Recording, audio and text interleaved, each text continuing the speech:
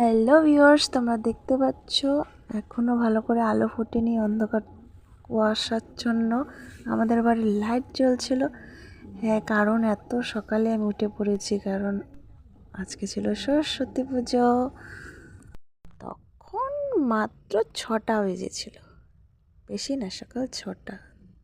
তো তাড়াতাড়ি সব কিছু করে নেব, তাই তাড়াতাড়ি উঠে পড়েছি। স্নান টান সেরে নিয়েছি, আর স্নান সারার পর দেখি এরকম একটু আলো ফুটেছে।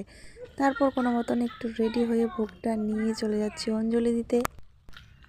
অঞ্জলি দিব আমাদের বাড়ির পাশে একটা স্কুলে, সেখানে পুজো হবে আর আমিও অঞ্জলি দিব। তো গিয়ে দেখি ওখানে বাচ্চারা কয়েকজন মিলে ফল টল কাটছে, সব জোগাড় করছে, আয়োজন করছে। তো আমিও একটুখানি হেল্প করলাম।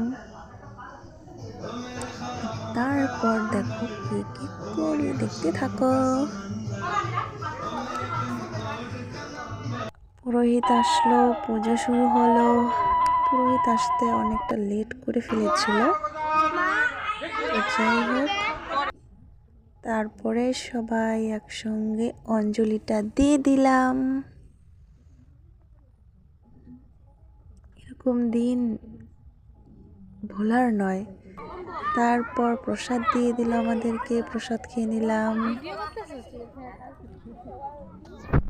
খিচুড়ি, চাটনি, ঘ্যাট।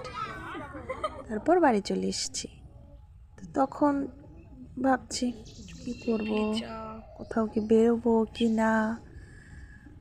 তো মাথায় আবার কি চাপলো, তখন একটু লিপস্টিক লাগিয়ে আমি আর বোনও বেরিয়ে পড়লাম, দেখি কোথায় যাওয়া যায়। তারপর একটুখানি ঘুরলাম আর কি, বসে বসে দুজনে। তারপর কিছু কিছু জিনিস খেলাম, লাস্টে ফুচকা খেয়ে বাড়ি চলে এসেছি। তো আজকে অনেক টায়ার্ড আমি, ভয়েসটা তো আমি অনেক আটকে আটকে কথা বলেছি, তোমরা বুঝতেই পেরেছ।